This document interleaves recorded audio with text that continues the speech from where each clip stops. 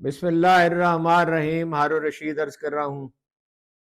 کل کے مقابلے میں آج تو ایران میں وہ جنگ میں مسالت کے لیے فضا زیادہ سازگار نظر آ رہی ہے. کل تو پروفیسر جیانگ سمیت بہت سے لوگ کہہ رہے تھے کہ امریکہ محاذ مہلت حاصل کر رہا ہے.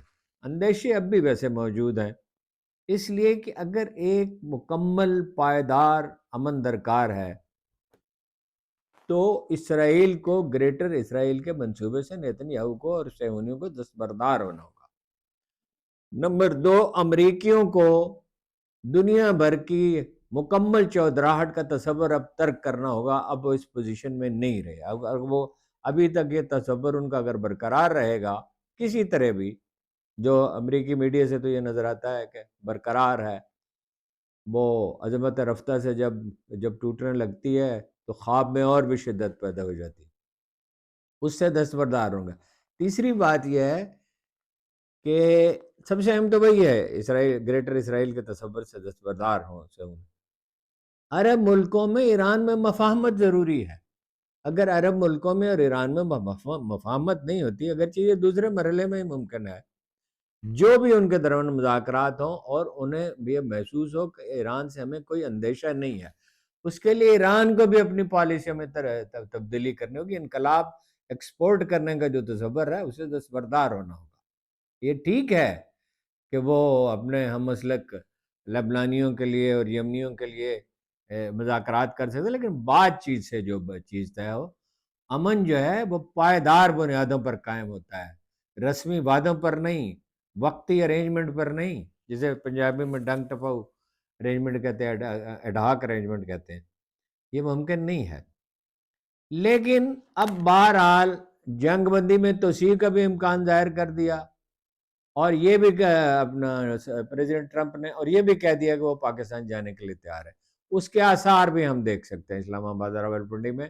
اسلام آباد میں 600 پولیس ڈپلائی کی گئی ہے، راولپنڈی میں 500 پولیس ڈپلائی کی ہے، بس اڈے بند کیے گئے ہیں، ایک ایک سڑک پہ نگرانی کی جا رہی ہے. حالانکہ یہ پولیس کو تو بنیادی کام پولیس کو تو نہیں کرنا ہے، فرنٹیئر کور کو کرنا ہے، رینجرز کو کرنا ہے، ببل فوج کو کرنا ہے. بہت غیر معمولی حفاظتی انتظامات کیے جا رہے ہیں. ایسے انتظامات پچھلی دفعہ نہیں تھے. بہرحال ٹرمپ صاحب جو دعویٰ کر رہے ہیں اس میں ایک بنیادی تضاد ہے. ان کی ہر چیز میں تضاد تو ہوتا ہی ہے. وہ فرما رہا ایران نے ہماری ساری شرائط قبول کر لی. ایران نے ان کی کوئی شرائط قبول ہی نہیں کی ہے، بلکہ اس کے برعکس یہ ہوا ہے کہ ایرانیوں نے کہا کہ اگر لبنان میں جنگ بندی نہیں ہوتی تو بات چیت آگے نہیں بڑھ سکتی. یہ پاکستانی وفد کو انہوں نے صاف صاف بتایا. تو جنگ بندی وہاں کرنی پڑی. اس کا مطلب یہ ہے کہ ایرانی بہتر پوزیشن میں ہیں، اور بہتر پوزیشن میں کیوں نہیں ہوں گے؟ ان کی کامیابیاں زیادہ ہیں. انہوں نے آبنائے حرمت بند کیا ہے، انہوں نے کوئی ایک مقصد بھی حاصل تو نہیں کر سکے نا اسرائیل. وہ نقصان ان کا بہت ہوا، لیکن نقصان ہی ہوا نا. وہ جنگ کے لیے تو ذہنی طور پر امریکیوں سے اور اسرائیلیوں سے زیادہ تیار ہیں. وہ جلدی تھک جائیں گے. دیکھیے جنگ جذبے سے لڑی جاتی ہے، جس کے سامنے کوئی بڑا مقصد ہوتا ہے کامیابی اس کے لیے ہوتی ہے. اب یہ جو ان کا دعویٰ ہے، خیر وہ بقول یہ واشنگٹن پوسٹ کے کہ دن میں 10-12 جھوٹ تو لازماً بولنا ہوتے ہیں ڈونلڈ ٹرمپ کو. دیکھیے جو حملہ انہوں نے کیا یہ بڑی دلچسپ بات ہے. کل مورخ اس پہ لکھیں گے اور حیران ہوں گے.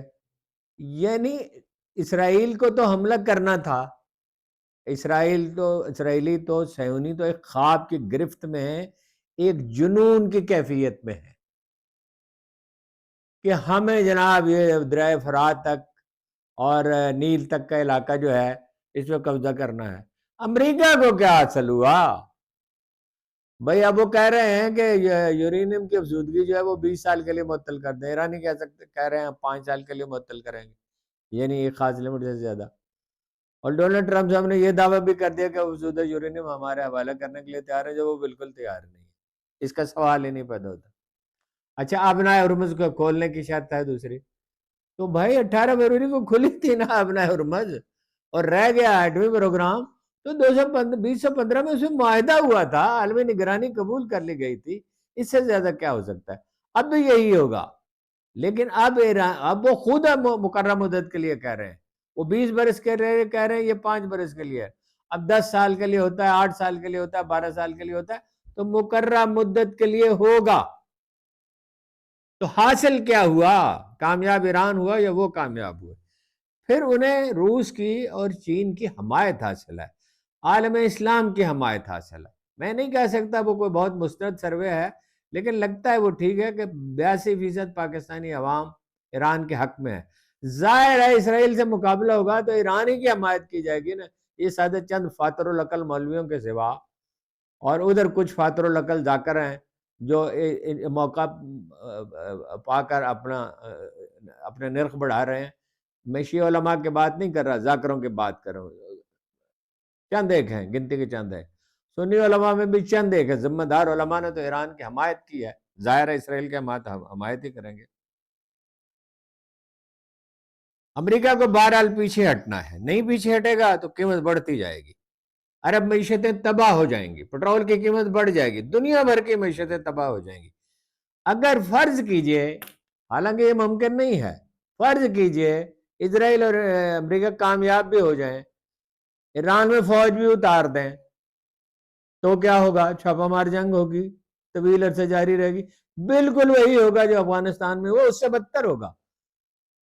افغانستان میں اتنے ٹرینڈ لوگ نہیں تھے، یہاں 10 لاکھ کی ٹرینڈ آرمی ہے، 10 لاکھ وار ہارڈنڈ، عراق سے جنگ لڑی ہوئی ہے انہوں نے اور اسے پسپا کیا ہے، اور جنگی تجربہ ان کو حاصل ہے۔ وہ افغانی اپنے میزائل نہیں بناتے تھے،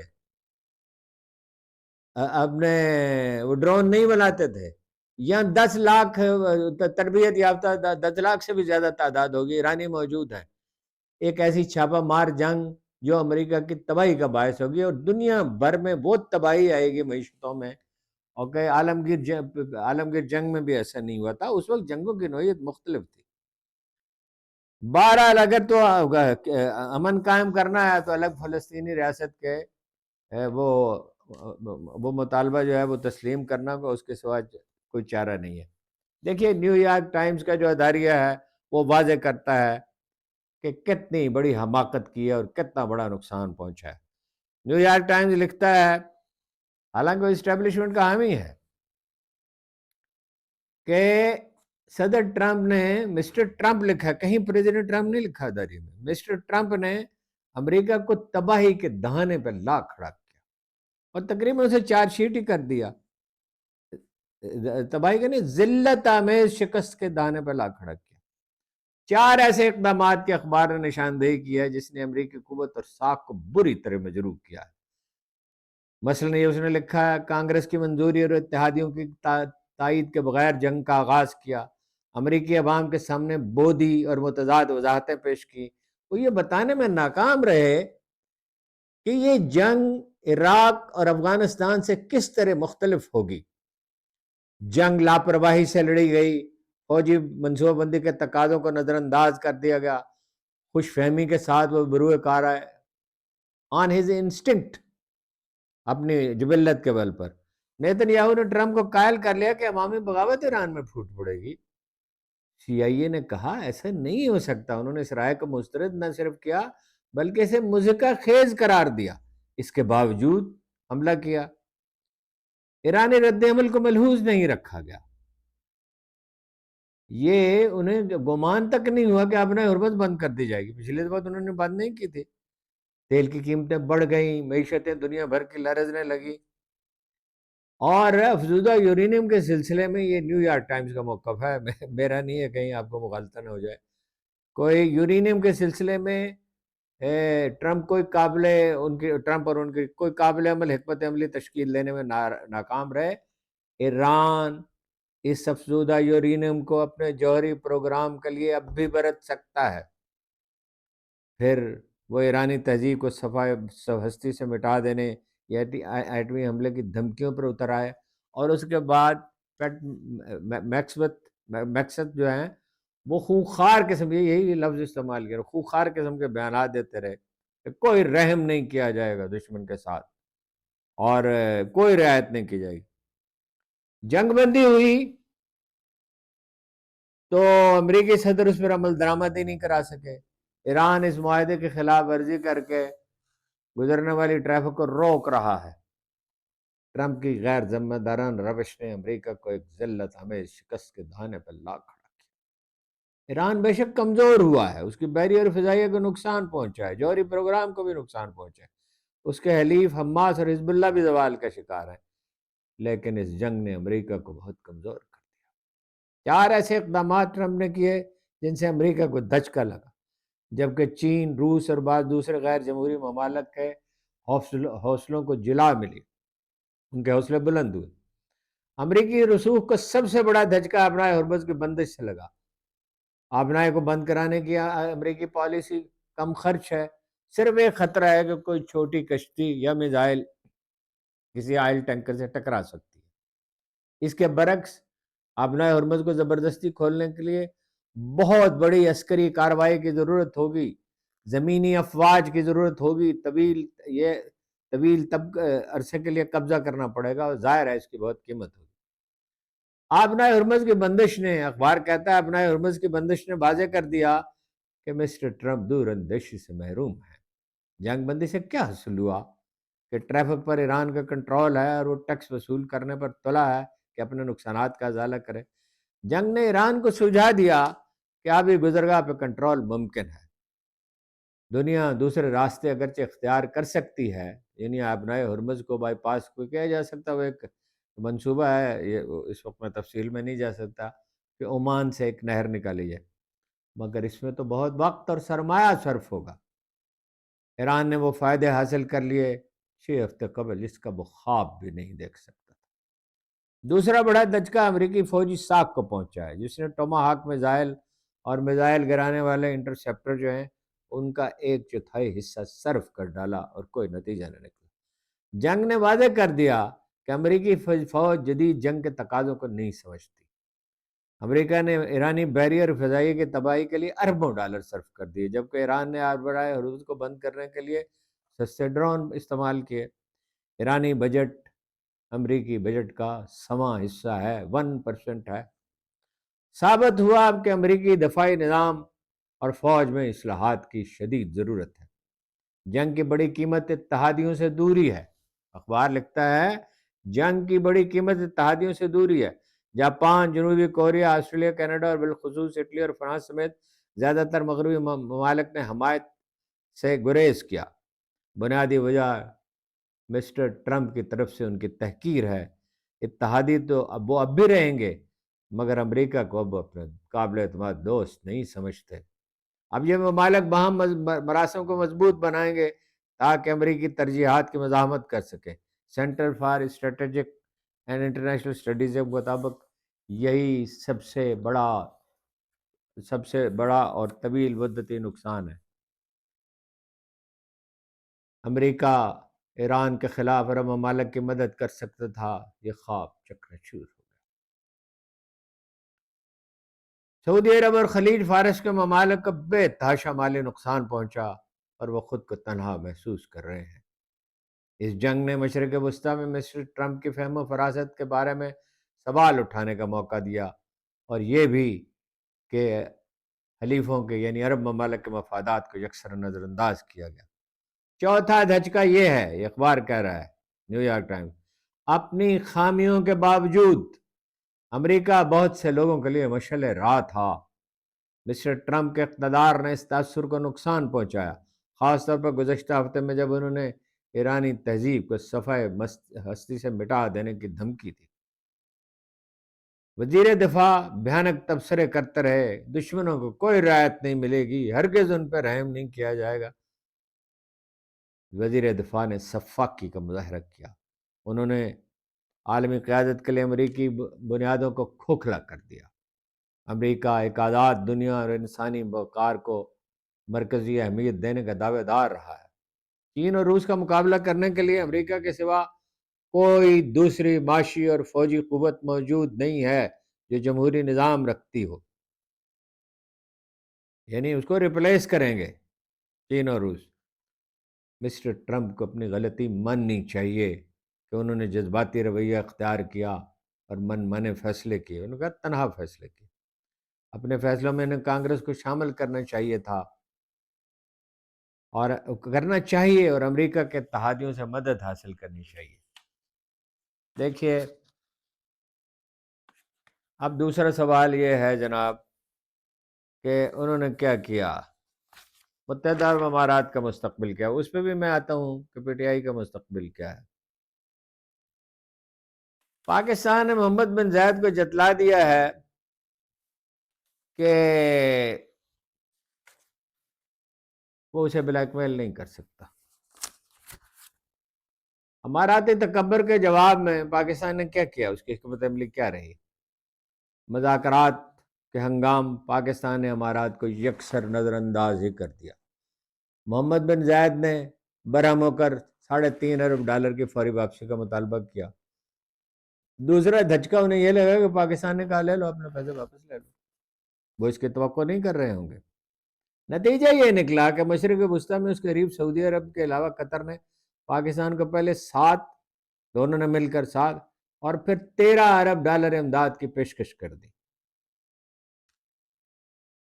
پاکستان نے اپنا ایک فضائی سکواڈرن 15,000 فوجی سعودی عرب بھیج دیے، جہاں سے وہ امارات اور اسرائیل پر نظر رکھ سکے گا۔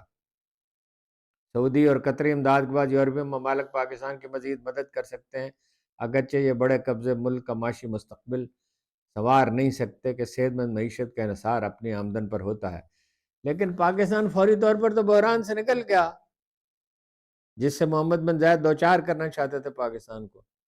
امارات کو پچھتاوے کا سامنا ہوگا، اس لیے کہ ایران دشمنی میں بھارت اور اسرائیل کی گود میں بیٹھ جانے سے عرب دنیا اور عالم اسلام میں وہ تنہا رہ جائے گا، وہ اسرائیل اور امریکہ کے رحم و کرم پر ہوگا۔ عرب یہ سمجھتے تھے کہ اسرائیل یا امریکہ سے ایران کی کسی جنگ کی صورت میں محض ایران کا نقصان ہوگا۔ اس جنگ میں مگر عرب ممالک بالخصوص متحدہ عرب امارات میں ایسی تباہی نازل ہوئی جس کا انہوں نے کبھی تصور بھی نہیں کیا تھا۔ عرب ممالک نے چین اور روس کی ہمدردی بھی کھو دی ہے۔ عرب ممالک ایرانی حملوں کی شکایت لے کر روسی وزیر خارجہ سرگئی لاروف کے پاس گئے تو انہوں نے کہا، آپ نے تو ایران پر امریکی اور اسرائیلی حملے اور مناب سکول میں 150 طالبات کو قتل کی مذمت تک نہیں کی۔ اچانک اب امارات نے پاکستانی شہریوں کے ویزوں پر پابندی ختم کر دی ہے۔ محض اس پابندی کے خاتمے سے تعلقات مکمل طور پر بحال نہیں ہو سکتے، دراڑ بڑی گہری ہے۔ محمد بن زائد کو اپنی نیک نیتی کا یقین دلانے کے لیے کچھ اور اقدامات کرنے ہوں گے۔ اسرائیل امارات کی رگ رگ میں داخل ہو چکا ہے اور مغرب کی سرمایہ کاری کا بہت کچھ اسرائیلی رویے پہ انحصار ہے۔ خود یہودیوں کے مغرب سے جن لوگوں نے سرمایہ کاری کی ان میں یہودی سرمایہ کار شامل ہیں۔ امریکی ایما پر 5 آئیز، یہ ایک دنیا کا سب سے بڑا انٹیلیجنس نیٹ ورک ہے، 5 ملکوں میں مشتمل۔ امریکہ ہے، آسٹریلیا ہے، میرا خیال جاپان بھی ہے اس میں، اور برطانیہ بھی ہے۔ سب سے بڑے جاسوسی اڈوں میں ایک اڈے کے لیے امارات نے اپنی سرزمین مہیا کی، جہاں سے ایران، پڑوسی عرب ممالک، بلکہ پاکستان کی نگرانی بھی کی جا سکتی ہے۔ بعض ماہرین تو یہ کہتے ہیں چین کی بھی کی جا سکتی ہے۔ ایک ممتاز سبکدوش جنرل نے کہا، پاکستانی جنرل نے، کہ جن پاکستانی اداروں کو متحدہ عرب امارات کو بیچا گیا یا بیچنے کا منصوبہ تھا، وہاں سے بھی ڈیٹا جو ہے وہ اسرائیل تک پہنچ سکتا ہے۔ حقیقت یہ ہے کہ ایران سے مصالحت کے بغیر امارات کی معیشت خطرے میں رہے گی۔ ایران امریکہ جنگ میں امارات ایرانی حملوں کا سب سے بڑا ہدف رہا۔ اماراتی معیشت کا انحصار کس چیز پر ہے؟ ٹیکس معافی، کالے دھن کی کھپت، امن و امان، استحکام اور سب سے بڑھ کر سیاحت پر۔ یہ سب کچھ تو نہیں اب ہوگا۔ تیزی سے قیمتیں گری ہیں اور گر سکتی ہیں۔ امارات کے حکمران پاکستان سے بغض رکھتے ہیں۔ انہیں اندیشہ ہے کہ گوادر کی ترقی سے فجیرہ بندرگاہ کی اہمیت کم ہو جائے گی۔ وہ بلوچستان کے علیحدگی پسندوں کو پناہ دیتے رہے ہیں، کراچی میں فساد پھیلانے والوں کی مدد کرتے رہے ہیں۔ گوادر کے بارے میں ان کا انداز فکر ایک دکاندار کا سا ہے جو پڑوس میں نئی دکان کھلنے پر ہراساں ہو جائے۔ اگرچہ ایران نے بھی چاہ بہار میں بڑی بھارتی سرمایہ کاری کا اہتمام کیا تھا، مگر بھارت امریکی دباؤ پر چاہ بہار سے دستبردار ہو گیا اور امریکی اور اسرائیلی کیمپ میں جا بیٹھا۔ اس جنگ کے ہنگام ایران میں پہلی بار پاکستان کی اہمیت اجاگر ہوئی. خطے میں معاشی دیکھیے، اگر گوادر کی بندرگاہ بنتی ہے تو یہ نہیں ہوگا کہ فجیرہ کی بندرگاہ یا دبئی جو ختم ہو جائے. یہ بہت مضحکہ خیز اور سطحی تصور ہے. علاقے میں معاشی سرگرمیاں بڑھیں گی اور الٹیمیٹلی وقتی طور پہ ہو سکتا ہے ان کی کچھ ان کو منافع کم ہو جائے، انہیں بھی فائدہ اس کا ہوگا. اقتدار جو ہے وہ نشاور ہوتا ہے اور دولت خمار پیدا کرتی ہے، فالتو دولت. امریکہ اور ایران سے گاڑی چھننے کے بعد محمد بن زائد نے اپنا رسوخ پھیلانے کی کوشش کی. یمن میں پہلے، پھر لیبیا میں، سوڈان میں، اور اب صومالیہ میں. ایک سپر پاور بننے کا خواب کس برتے پر؟ آپ کی آبادی کتنی ہے؟ آپ کی ساری آبادی فوج میں تبدیل ہو جائے اور انٹیلیجنس نیٹ ورک میں تبدیل ہو جائے تو بھی آپ ایک بڑی طاقت نہیں بن سکتے. آپ کا کاروبار تو غیر ملکی چلا رہے ہیں اور وہی چلا سکتے ہیں. اب جناب سوال ہے پی ٹی آئی کا. اور پی ٹی آئی کا معاملہ یہ ہے، میں نے تو ویسے کل اس کو واضح کر دیا تھا، بدقسمتی سے وہ ٹھیک بر وقت لوڈ نہیں ہو سکا اور غلط نیٹ ورک پر لوڈ ہو گیا تو وہ بہت کم لوگ دیکھ سکے. دیکھیے، پی ٹی آئی کے پاس اس کے سوا سب آپشن اب بند ہیں کہ اس کی ٹاپ لیڈرشپ اپنے اندر ہم آہنگی پیدا کرے. عمران خان کی فوری رہائی کا کوئی امکان نہیں ہے اس وقت. دیکھیے پس منظر میں یہ جتنے مذاکرات ہوئے اس میں ایک بڑا فیکٹر عمران خان ہے. یہ میں سرسری طور پہ نہیں کہہ رہا، بہت غور و خوض کے بعد کہہ رہا ہوں. عمران خان کا خوف نہ ہوتا تو پاکستانی لیڈرشپ امریکہ تک رسائی کے لیے اتنی ریاضت نہ کرتی، اتنی کوشش نہ کرتی. عمران خان تو اب جیل میں ہیں، ان سے ملاقاتوں پر پابندی اور پابندی رہے گی. جو گڈ ول اس وقت تھوڑی بہت پیدا ہوئی ہے، جتنی بھی پیدا ہوئی ہے، تو توجہ ہی ہٹ گئی ہے. ایک ہی نسخہ ہے، بار بار میں عرض کرتا ہوں، کوئی اس سے بہتر نسخہ بھی پیش کر سکتا ہے، بہتر تجویز بھی پیش کر سکتا ہے. علیمہ خان، محمود تقی، علامہ ناصر عباس، سہیل آفریدی، بیرسٹر گور، ان کو مل کے بیٹھنا ہوگا. مجھے بڑی حیرت ہوتی ہے، ہر روز میں سوشل میڈیا پہ کسی کو چیختے ہوئے سنتا ہوں اور صاف نظر آتا ہے کہ یہ خبر کسی نے اس کو فیڈ کی ہے. اور مجھے افسوس ہے، میں نام نہیں لینا چاہتا، مجھے ٹھیک اندازہ ہے کہ کون لوگ فیڈ کر رہے ہیں. یعنی جب آپ ایک دوسرے سے لڑیں گے تو اپنے سیاسی حریفوں سے کیا لڑیں گے؟ اسٹیبلشمنٹ کا کیا مقابلہ کریں گے؟ حکومت کا کیا مقابلہ کریں گے؟ یعنی آپ اپنی ساری توانائی بچوں کی طرح ایک دوسرے کے خلاف ضائع کر رہے ہیں. دیکھیے چکزئی صاحب پیچھے ہٹ گئے. گور صاحب کو تو سوشل میڈیا نے ویسے ہی، سوشل میڈیا اب ایک لائبلٹی بن چکا ہے، یعنی جتنا وہ فائدہ پہنچاتا ہے اس سے زیادہ نقصان پہنچاتا ہے. مجھے نہیں پتا یہ میڈیا سیل والے کرتے ہیں، نہیں معلوم یہ ان کے ورکر کرتے ہیں یا ماذ ہمدرد کرتے ہیں، سارے افلاطون بنے بیٹھے ہیں. اچھا زئی صاحب پیچھے ہٹ گئے، اس کے بعد کیا کرتے ہیں؟ بیرسٹر گور کی تو اتنی کردار کشی کی جس کی کوئی حد نہیں ہے.